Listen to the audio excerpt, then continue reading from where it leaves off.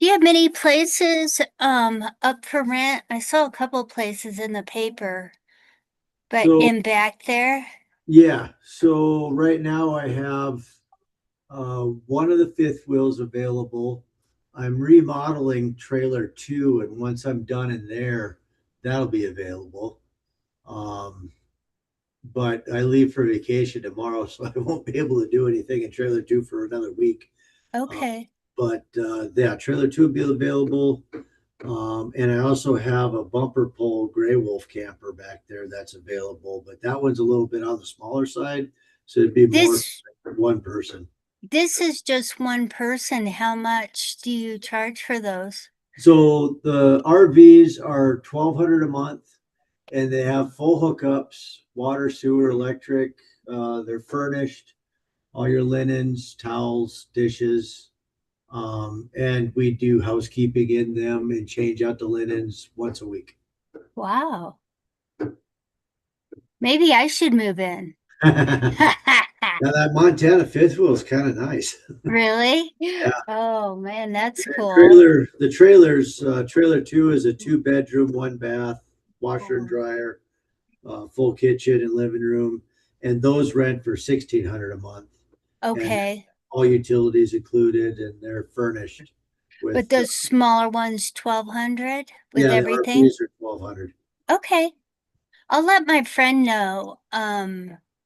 He may need he's at a friend's house for a while, but Okay, that rental's gonna change. So I thought I've been meaning to stop by and talk to you, but that yeah. doesn't happen either.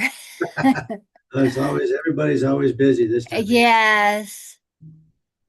Yes, for So yeah, sure. absolutely. I'm just stop in and we'll see what we can do. That's a good deal with everything provided Right. Yeah, and it's we found it's just easier to just have the utilities included rather than somebody not paying them and they getting shut off and going oh through yeah. that mess. And so we just keep them on and included in the rent. Okay. All right. Well, I will hey, Miss Becky. Hey, Becky. Good to see you. Make you guys co-hosts. Think everybody has good uh ability. Chris will make you co-host. I don't think it's gonna give you anything more, but just in case. Yeah, I'll see him tonight, so I'll let him know because he was thinking, you go on vacation tomorrow? Yep. And I'll be When back will you when will you be back? 30th. The 30th. Okay. Okay. Just looking at all of his options. Yeah, for sure. He's got a chance to stay up here, but with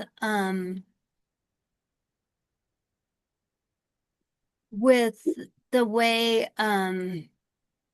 we're just not sure if he's gonna be able to get in or not Right. Is he up looking for here. long term or is it just a few months he's looking No, for? long term. Okay. Yeah. Um, Hi Kirsten, I'm gonna make you co-host. Okay, everybody should be good. Mhm. Mikey just went into his office, so I think we'll see him in a moment. Perfect. Mhm. Mhm.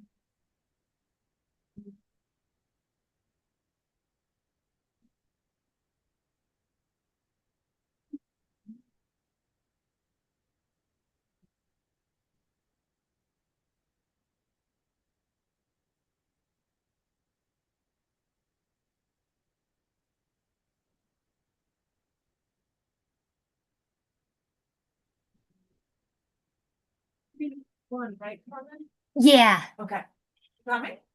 Um, yeah, we're doing it Remote? remote because they're going to be using the space downstairs for emergency management.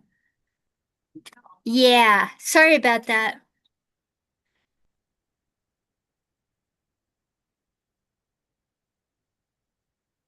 That old bluegrass. Gotta Hmm. make sure they have a resting place and a place to meet. So Right. We even got a few people staying here this weekend for that. So I bet with the cost of how much it is here, it's not too bad. Are no. they complaining a bit about parking or? Yeah, nobody ever likes the 45-minute drive, especially when they're from out of state and Yeah. like not used to Norwood Hill, and that really freaks people out. Oh, You'll, sure. you'll be fine. Just Yeah. don't be gawking around and go slow. Yeah. Mr. Duncan. All right. I think we're just waiting for Anne and Mikey. Hi guys, good to see you all. Good to Hi. see you. Are Happy you Bluegrass Thursday. you guys bluegrassing it up today? No, um, I'm hiding at my work. I'm taking a work vacation from Bluegrass. No, Well, once I leave here today, that's it. I don't have to come back till Monday, so Oh, so are you going toward or away from Bluegrass? away. Yes. I did that when I was a bit younger and um I don't really like people that much. Yeah, yeah, I surround myself with people here that I like, and that's all I really need. I don't. I agree. that's right. I understand. I used to be Oh, a people person. What happened? I know. I know. Well, we got older and smarter. That's what I say. I'd like to think. Just waiting for Ann. Mikey, are you getting on? Yeah, I keep having trouble. Okay. Uh, Okay. I'll be on. Okay.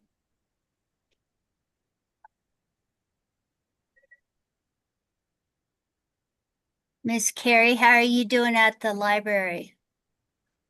Doing great. Glad Yeah. Nikki's here to present for us today so that I don't have to. Yeah. And your new position is going well. Probably nothing has changed because you're still doing what you were doing, but But I moved into a different office, so there's oh that. my, well, that's nice. That's a This is good the idea. big change. The Okay. rest of it's about the same. All right. All right. We'll just give it another minute. Let me um let me send you this. Sorry. No, you're fine. Let me Well, on the invite, but it says the meeting isn't valid. let me just send You'll this send- to you. Let me just copy the invitation. Send it to Megan.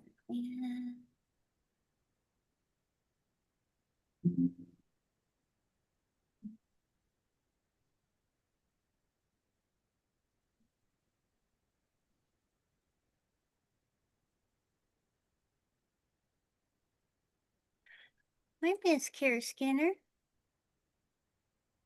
Hi, Carmen. How are you? Good. How are you doing? I don't think any of us realized this was Bluegrass start when we made this meeting, did we? You guys are probably all so busy. Well, I was going to say I have our office is right next to Elks Park, so there's a band playing out there right now, which is great. But you may hear it. I got my windows open too, so. Yeah, you can hear it too. Yep. All right. I just sent the link to Anne and Mikey. There's Miss Anne. Perfect.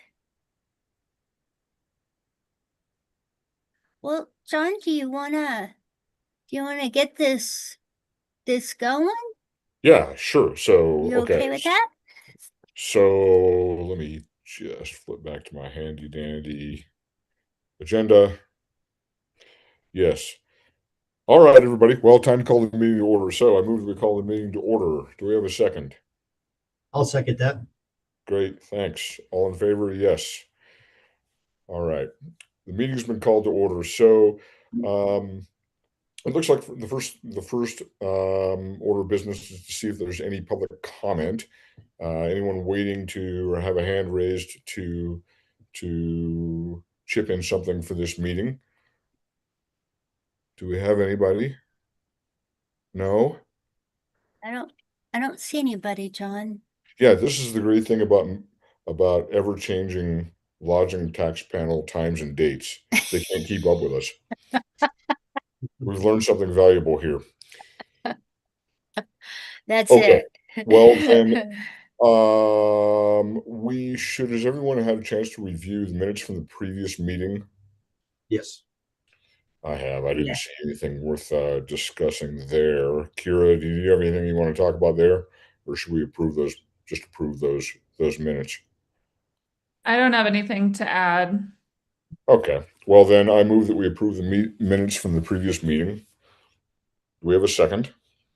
I'll second that. All in favor? Aye. Aye. Okay. Minute meetings are approved in the previous meeting. And now we're going to move into administrative matters. So, lodging tax reports, if available. Do we have any lodging tax reports to review? We do, and I'd be happy to share them if people would like to look at them. Ramona won't be on the line because she is actually traveling. But everybody should have received those a couple weeks ago. Would you Yes. like me to Pull it up. just pull them up? No, I apologize. And Paige is on too from finance. Okay. Oh, thank If you. you wanted to chat about it at all, Paige, or if anyone had any questions. Yeah, I'm happy to try to answer questions, and I guess I should have been better prepared to pull them up. Can you I get them, don't- Carmen? You know, I'm probably just on the wrong email thread here.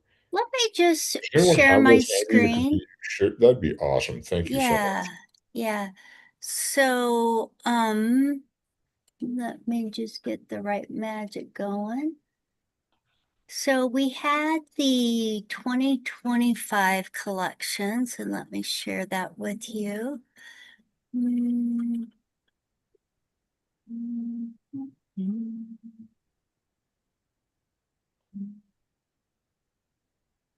So,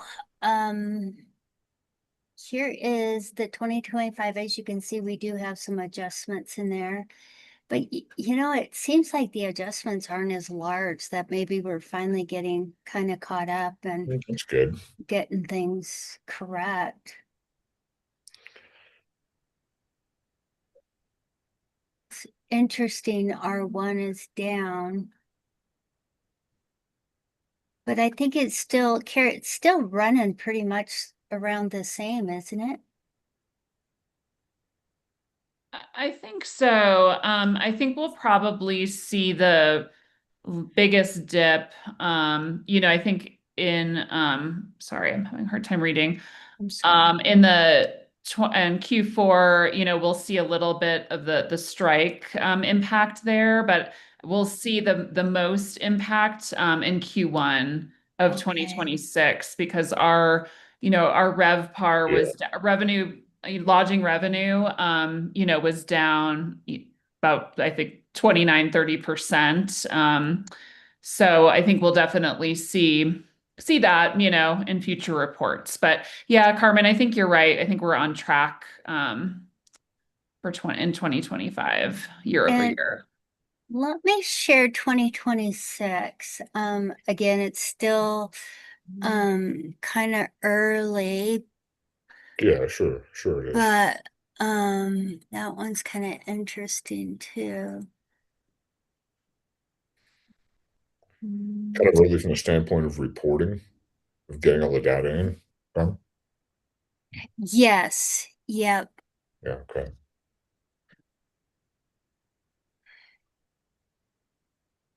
I don't know.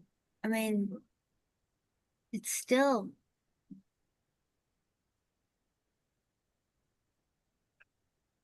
around the same amount. We have dropped in R2 and nothing's Well, happening in Dolores. Do you guys see my screen for 2026? yeah, I do. Okay, thank you. Yeah, so we were just down 5%, 5.4% in Q1. Yeah, that's not bad. We probably, No, it's not bad at given all. Thought it would be we, a lot yeah, worse. yeah, yeah, exactly. I wish that was across the board for Yeah, all of the tax revenues across. sure. There were a lot of places that didn't allow the cancellations. Um, so I would actually expect to see, yeah, I guess Q1 covers the bulk of the season. I would have imagined that it would have had a latent impact for folks that were saw what happened and then were worried that it might come back as far as a strike. But I heard a lot of frustrated people because they tried to get out of their reservations and were told that they could not.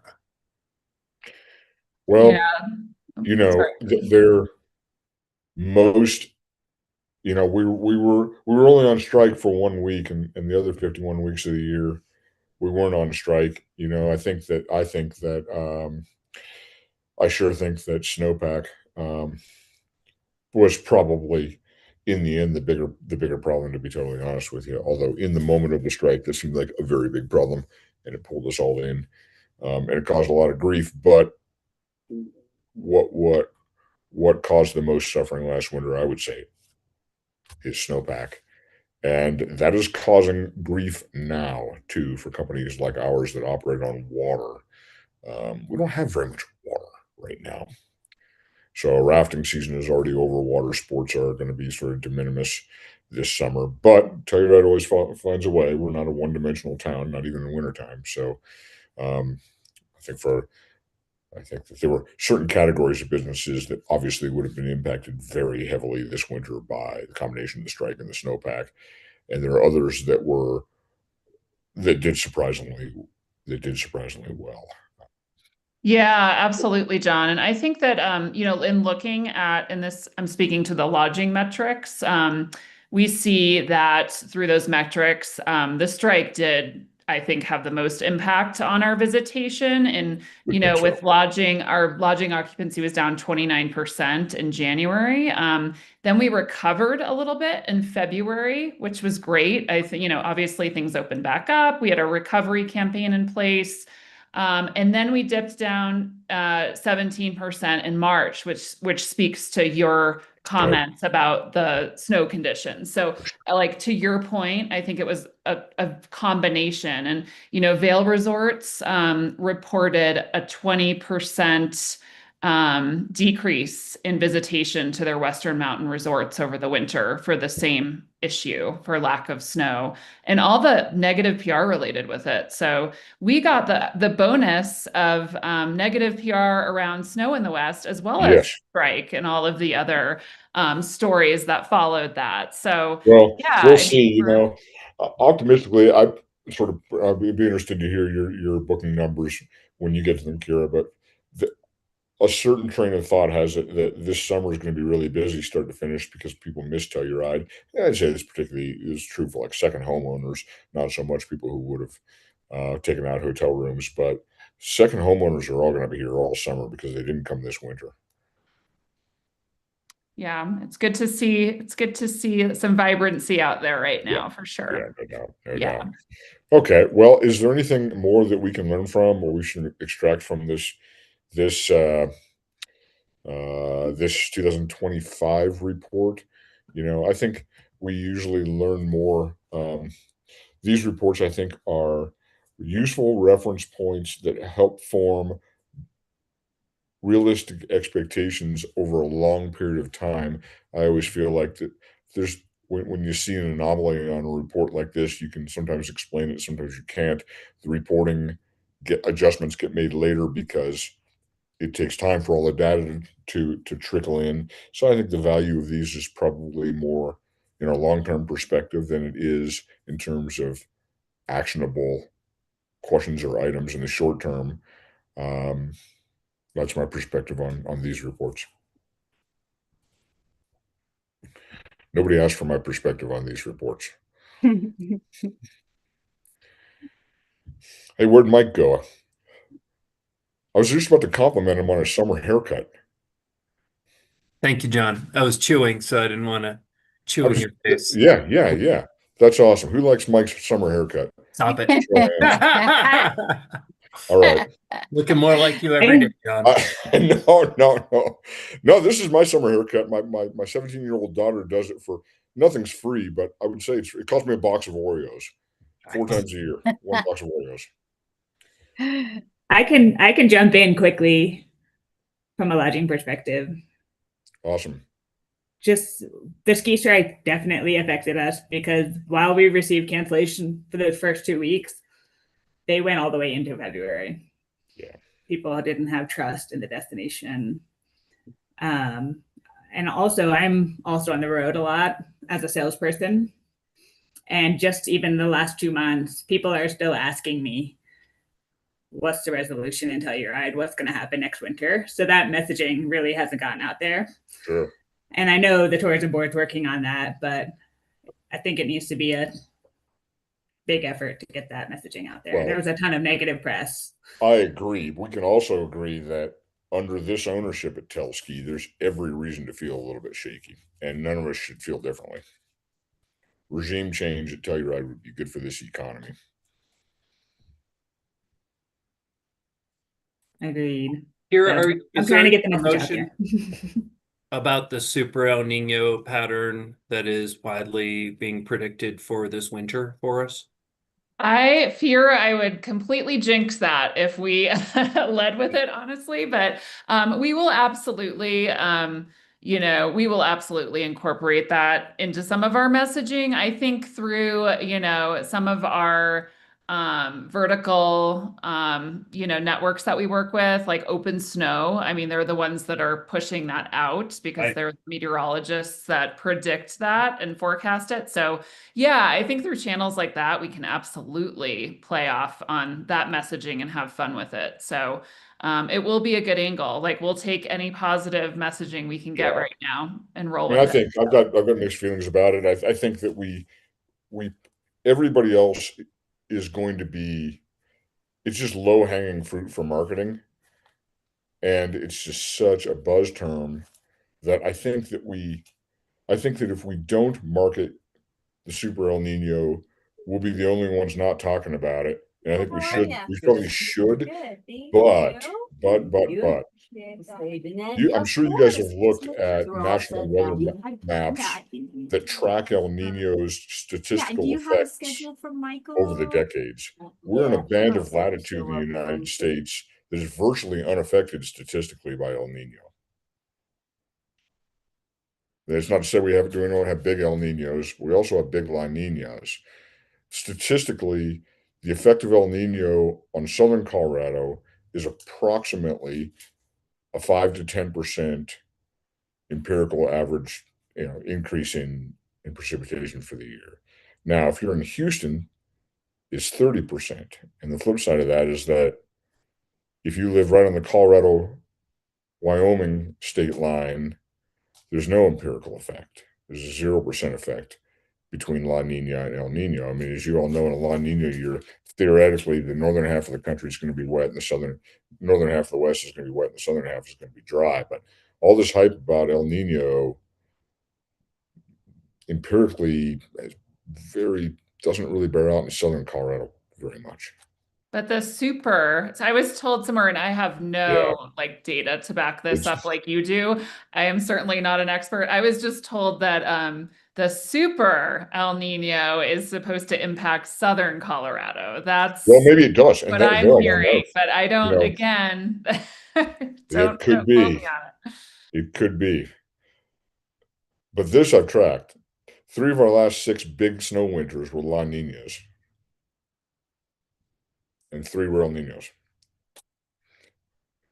So whatever that tells you. So that's by way of saying that we all need to be prepared for the fact that it might not be an extra wet winter around here this year. But I think we should market it anyway because everybody else is going to. Yes, shameless. Marketing can be shameless. There's a time.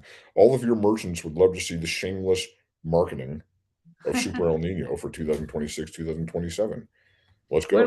When we come off of a really great snow year, we absolutely use that, totally. Yeah. So we're waiting. We're, hoping that we're doing that next winter as well. Yeah. Or next summer. Yeah. Understand. Okay. Well, all right. Well, is there anything more to discuss on this report? If not, go back to my handy dandy agenda here. Carrie, let's talk about Norwood. Actually, Becky's going to talk about Norwood this Oh, time. okay. Great. Carrie, thank you for covering those last past meetings for me.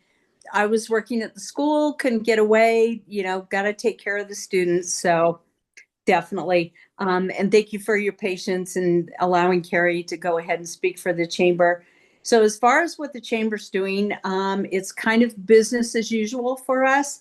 We are partnering with Music on the Mesa, with Star Spangled Saturday. That is going to be kicking off on July 4th this year due to the 250th celebration. John Bachroth, our fire chief, had wanted to switch up our days a little bit so we can kind of bring the 250th celebration into incorrectly. So we're doing that. And then, of course, we follow that up with fair, rodeo, Fourth Friday Films, Pioneer Day, and then Noel Night will finish off with that as well. So we're collaborating with all of our partners in town as much as we absolutely can, helping them with advertising on our Facebook and on our websites. So, and as far as the report goes, I'm not super excited about the first quarter of 2026 compared to what we had last year, but it is what it is. So, yeah, we had a great year last year in 25, though, due to, the collecting of the additional back tax revenue. So we kind of can't complain at all. And that's pretty much what we're doing. We're trying to support our businesses as much as we can through, again, website, Facebook, as well. So, and just kind of hanging out and doing everything we can as a chamber. Had our big banquet, which I'm sure you saw in the paper. We had a business of the year, and Norwood Noble, which we came up with that catchy phrase for citizen. That went over very well. We had a very nice banquet. Telluride Catering, we used them for the second year in a row because they're just superb. Of course, you guys know that too. I think that's kind of all we have. Am I missing anything, Carrie? Now we're just working on a couple of beautification things around town too. We're working on the flower barrels we have and our little chamber triangle that right when you come into town from Nucla. That's our little area. So we're working on some beautification things as well. Yeah. Great. Perfect. Well, great. That's a very upbeat report. Sounds like you guys are really firing on all cylinders and well prepared for a good summer. Yes, we are. We're excited. Awesome. Well, okay. Thank you for that. Carrie and Becky, we appreciate that. Kira, would you like to fill us in on what's going on in your busy world? Yes, please. Sure. Yeah. And as I always say, it wouldn't be a TTB update without some slides. So if everybody's okay with it, I'm going to pull up a deck here.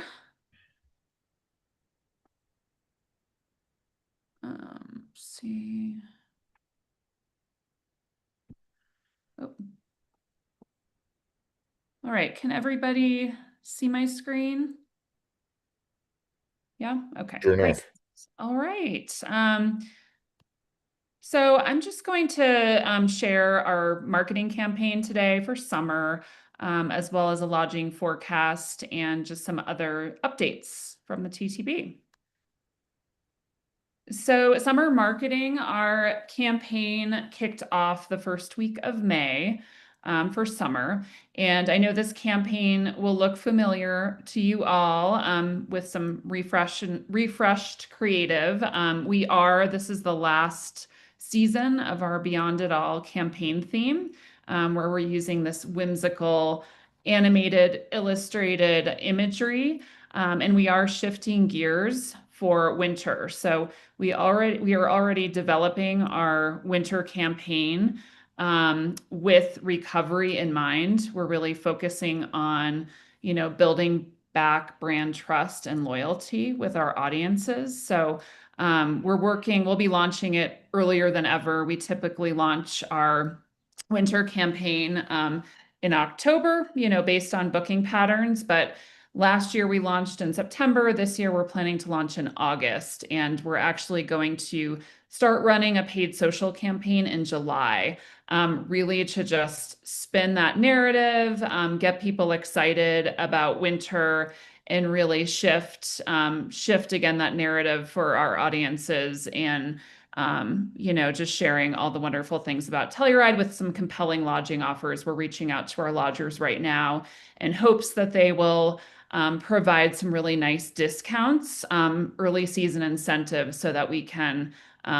really, get our lodging metrics going in a positive direction. At this point, it's really too early to share lodging metrics because they are so low. We're talking like 3% booked compared to 4% last year. So we are tracking behind, but based on our booking patterns and the air booking pattern, both lodging and air booking patterns, really we start to see that arc pick up in July. So that's when we'll really look at those metrics, and I think we'll have a better picture of what winter performance looks like. So I'm just going to share this summer video. This is a 30-second video that we are featuring on connected TV platforms in our key air markets this summer. We also have a national overlay. And then we're also sharing through pre-roll video online, as well as paid social and various cut downs.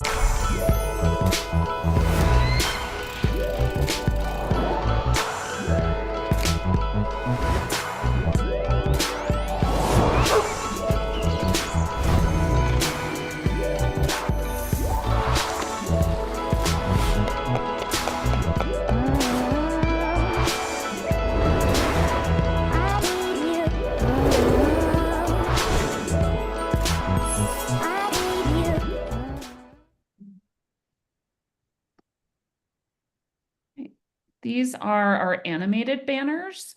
We're running these again in our key air markets with a demographic overlay, as well as nationally. We have a national overlay that we run based on our demographics. And we're running these on websites through programmatic channels, as well as retargeting. And hold on, whoop. As well as retargeting. And then we're also running some direct buys through vendors like Condé Nast Traveler and their extensive network. Here's an example of our print execution. So you can see this in our summer visitor guide. We're also running a full page print ad in the July issue of Condé Nast Traveler that is out on stands now. We are also running a local regional component to this campaign, as we've done in the past. So this encourages people who are here, so both locals and visitors within the area, as well as far out as Grand Junction and Durango, to come enjoy all that Telluride and Mountain Village have to offer.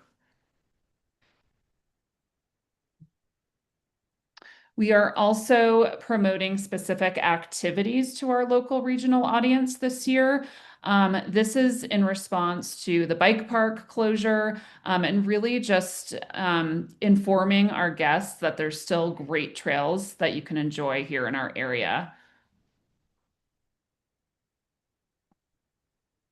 Any questions on the marketing before I talk a little bit about travel trends before sharing our lodging metrics? All right. So trends, I think the biggest concern this summer is obviously fuel prices, and how that will impact summer visitation. However, when we look at our pluses and minuses, we're seeing that the positives are outweighing the negatives, and that overall engagement with travel remains noticeably stronger than it was last year as we head into summer. So a few of those positive indicators are that recession expectations have declined significantly over the past month, as well as year over year. And thus, this graph here on the bottom right shows us that. Higher household incomes are expecting to make the most trips, and excitement about travel is at near record levels. And then we look at our summer forecast, and we see, over the past couple of weeks, we've gained some traction. We were about flat, I would say, a month ago, and now we're trending slightly ahead. So paid occupancy for the destination is up 3.5% year over year. Our total occupancy, which is paid and owner, is up about 2%, and our average daily rate is up slightly as well. When we look closer into Mountain Village, we see that they're looking strong. However, owner bookings are down just slightly, bringing their total occupancy down by 3.3%. However, Telluride is looking particularly strong, with their total occupancy paid and owner up 8.3% and paid occupancy tracking 6% ahead of last year. And then let's look at our monthlies. So we see that May, and this is the end of May 21st through the end of the month, down slightly, down 4% year over year. June is down 3%. We've gained traction over the past couple of weeks in June. I think a month ago we were down 6%. So we're happy to see June pick up a little bit. Bluegrass is tracking slightly behind last year, down 3.5%. However, again, they've picked up significantly. I think a month or two ago, they were down 20% in lodging occupancy, and now just down slightly. So some impressive comeback there. And July, we are tracking ahead 4%, at 48% compared to 46% pace. August down 9%, September up 14%. These balance each other out because Film Fest and Labor Day weekend fall completely in September this year. So that's why we're seeing, September growth in September as opposed to a decline in August. And then October tracking 23% ahead. These numbers are still small though, so we will continue to monitor that and hope that the trends continue in an upward trajectory. Here are just a weekly spaghetti graph for you to look at. And, as I mentioned, the end of June, we are tracking slightly behind last year. However, we pick up at the beginning of July and are trending really positive throughout the month of July.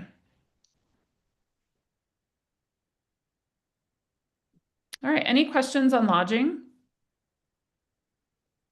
Okay. Kira, do you have any thoughts on the gondola opening 1 week later or staying open? Yeah, I think it's great. I think that as, falls are getting busier and busier with weddings and just people coming. I mean, the weather is usually great. I think we have a lot of opportunities for people. So I'm excited about it being open, and we will definitely, be activating some more internal campaigns around that, just letting guests know that, we're open for another week with the gondola. What are your thoughts, Kirsten? I agree. I think it's great. Yeah. I'm curious about the lift into Montrose. and how Yeah, that might I think it'll be change. a different guest. It'll be more drive traffic probably oriented. But we still do have some of those, we do have the year-round flights that we can also continue to target during that time. Yeah, it's still beautiful. It's definitely worth coming. Yeah. So, Kira, what is the official closing date for the gondola this fall? October 25th. So they extended it by a week. Well, I think that's unconditionally good for us. I'm sure there's a cost that comes with it, but um, encouraging tourism throughout the month of October is, October's become a pretty real month for us for the first 2 weeks. As soon as the gondola closes, it's over. And I know we're sliding toward November and a colder part of the season when outdoor activities, for example, are less appropriate. But hey, as time goes on, I mean, our winter's getting shorter and our springs and falls are getting longer. And every local knows October is just a fantastic month in Telluride. I think this is actually when the gondola closes, the curtain comes down. That's it. So I think this is really important, actually. Yeah, I agree. I think it's a great opportunity. And, it's also important for us to grow, to be more sustainable. We talked about that a Yeah, little bit at a meeting today that Mike and I were at today. And just sure. rather than peaks and valleys, how do we kind of even out, visitation? And I think this is a good tactic there to make that happen. So yeah, Sure. I think October, the whole month of October is still appealing for it's appealing for corporate groups and weddings, people who mhm. want to, but the rates aren't going to be as high the last week of October as they are the first week of October, which is peak of the fall colors. Fall colors is getting a little bit later every year, it seems. That first week of October is really that people always talk about September and Telluride. It's not September anymore. It's the first week of October. Um, so I think this is very good. Yeah. And Anne, I have to give Anne credit because she was at that meeting and brought that up. So Yeah. Yeah. yeah. Great. Well, good conversation. Just a couple of other updates, and this one involves Kirsten actually. We attended with three of our lodging partners, the Colorado Tourism Office's sales mission down to Australia from May 14th through the 25th. So we had a Telluride booth at the consumer ski shows in Brisbane, Melbourne, and Sydney. Followed up with sales trainings with our wholesalers. And I think we've talked about this before, but the Australian market, they don't book direct. They book through wholesalers. So it's really important to build and maintain those relationships. I know that Kirsten and Auberge do a great job at that. And we were really happy that our lodging partners were there to support this effort. Tommy connected with Warren Miller about being a part of their premieres in these cities. Oh, he was in Melbourne and Sydney. So we were the only ski resort at the Warren Miller films. He had a booth there and got to connect with a lot of attendees. And he said it was really well attended. So it was a great That's way super cool. to exclusively get in front of that audience. Kirsten, what am I missing? You were there, so you can speak to it a lot better than I can, the success of this mission, but I heard great things. Yeah, it was excellent. I mean, the best part of it is just staying top of mind for our Australian partners. Their dollar is starting to get stronger, which is huge. So I'm hopeful that we'll see more visitation this January. Good. Definitely. Good. And this just, these numbers are pretty small, but I think it is a great way to illustrate the importance of our international guests. So this is actually pulled from our economic dashboard that's available for public consumption on our website, but this is Visa credit card performance. So again, it's a very small segment of total spend, but I think that it, again, it illustrates the importance. So we see in March, when I mentioned lodging occupancy was down 17%, we see that domestic spend was down 12.5%, but international spend was up 45.8% during this time. So they're a high value traveler, and it's just really important to keep them on our radar in terms of our sales and marketing efforts. They just deliver, I think overseas international visitors bring 4 times the amount of spend than our domestic visitors bring. So again, like as we talk about sustainable tourism as well, international is a really important component to this. Sure. Yeah. And then lastly, I just wanted to bring up, I know that Norwood, you mentioned the 250, 150 celebration. And we are working, so the Colorado Tourism Office selected the Telluride region as a host for one of their 250, 150 drone shows. And they really wanted to do this. They actually selected the time frame for us, which was over Film Festival, because they want to have the highest amount of eyeballs on this event as possible.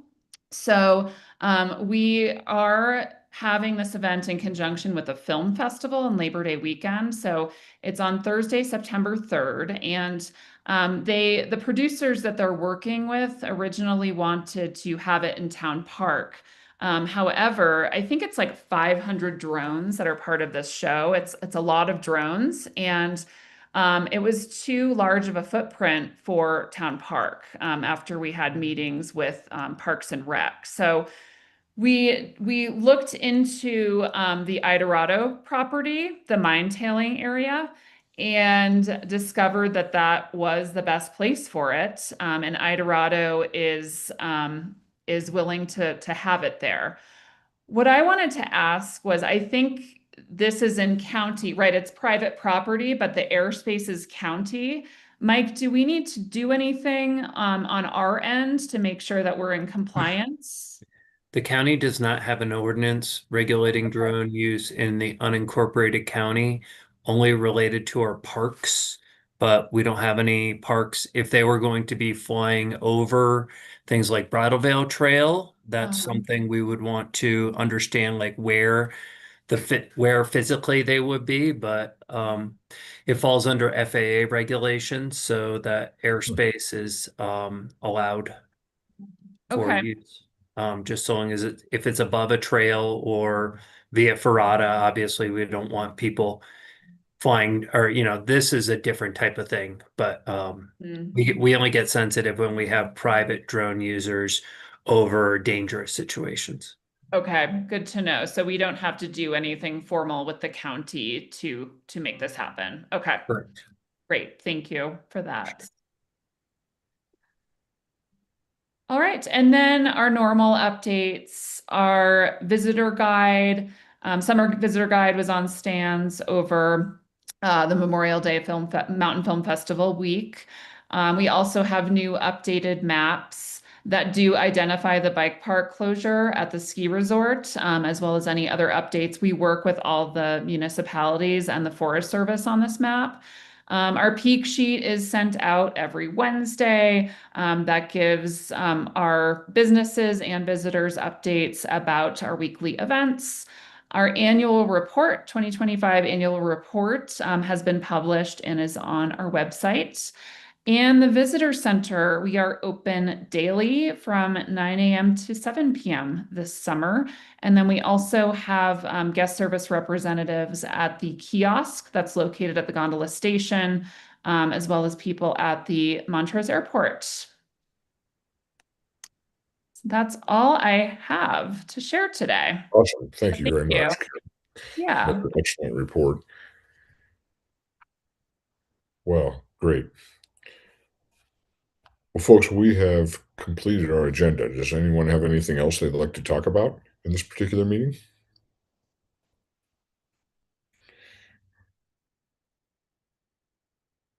Well, looking ahead Actually, then, I do have a approximately. question. Oh, go ahead. Kira, you can tell me if I'm putting you on the spot and this isn't the kind of data you have offhand.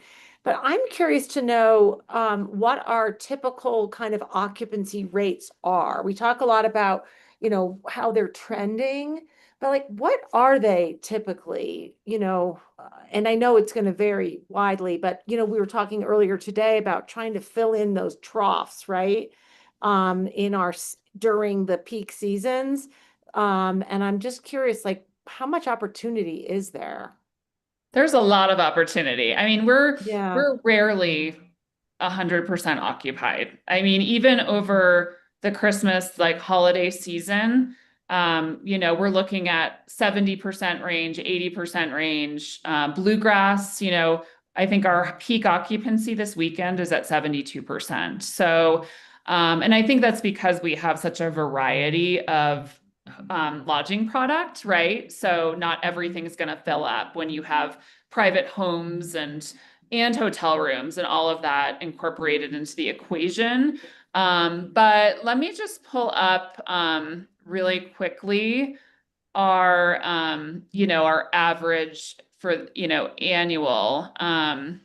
But yeah, and it's, I think there's just a lot of opportunity because yeah, we're never 100% really. Right. And sometimes it feels that way, but when you look at the metrics, it's not, they're not showing it. And Kirsten can speak a little differently because she has more hotel products, right? And so her metrics may vary from what I'm seeing with the aggregated, but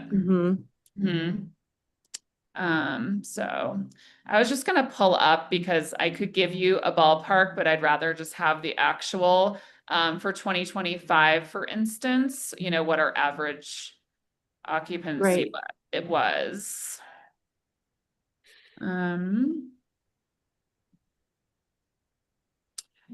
So yeah, I mean, our total, sorry, that was paid. Total occupancy in 2025, so this includes paid and owner, averaged 40.6%. Yeah. And our paid occupancy, so that's just paid, direct, was 33.7%.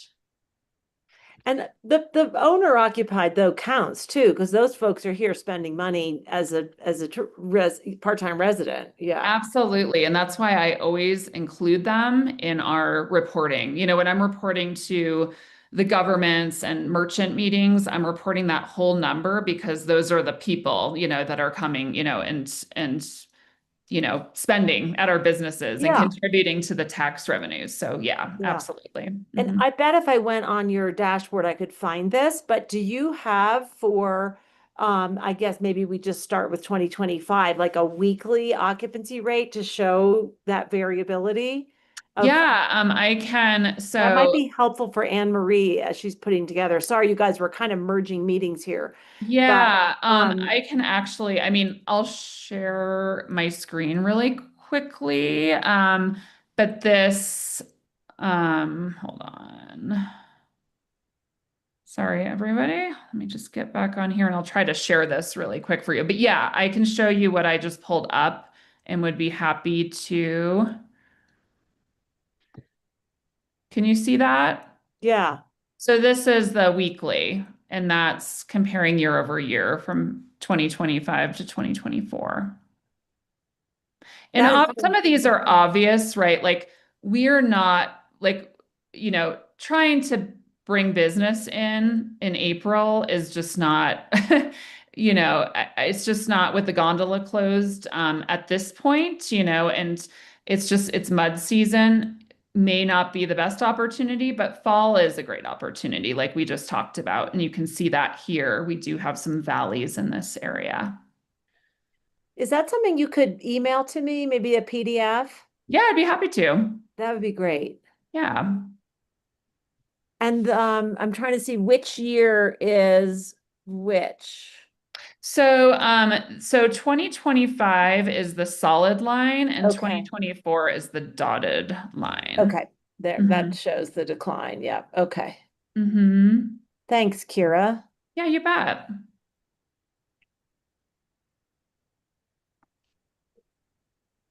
Okay, thanks for that. Good question, Ann. Well, okay, everybody, should we look ahead and put the next meeting on our calendar? Mike, do you have a suggestion based upon the normal I bet frequency? Carmen does. This- Carmen, It's on do a you phone have call right now. We calendar? had a call come in. Oh. I'm thinking Next quarter. September or October. We might have better numbers in October to really look at. Yeah, but we're also getting late if we have things for the winter season that we want to Oh, bring up potentially. I don't know. yeah. I'm looking at either September 17th or 24th. 24th. The 24th works for me. On the 17th, I am going to be out of town. Right. Kind of 24th, out everybody. of town. 24th would be good. Kirsten gave a thumbs up. Works for me. Mike, that's a tentative date for our 5x5 county meeting.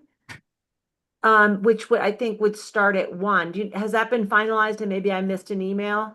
But I don't think it's been finalized, but again, only one commissioner is going to that. Right? No, we would all go. That's like what we just did down in Dove Creek.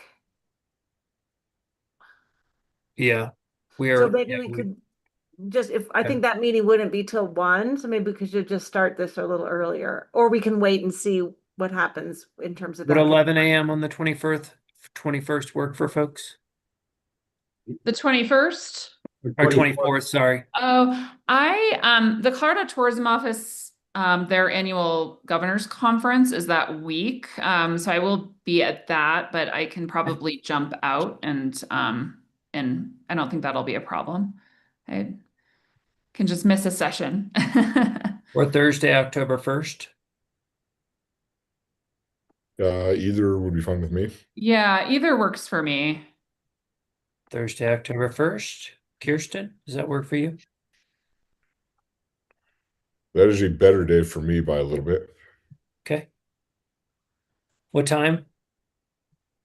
1 o'clock again? 1 would work for me. Okay. Sure. And Great.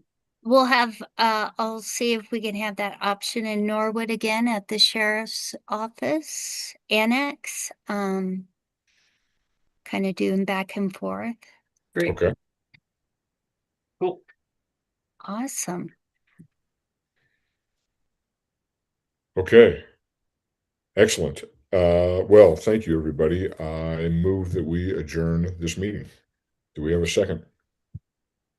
I'll second that. Okay. All in favor? Aye. This meeting is adjourned. Thank you very much. You guys enjoy the rest of your bluegrass week here, and I hope to see you around town. All Sounds right. good. See Bye. y'all. Thank you so Thanks, everybody. much. Thank you. Bye.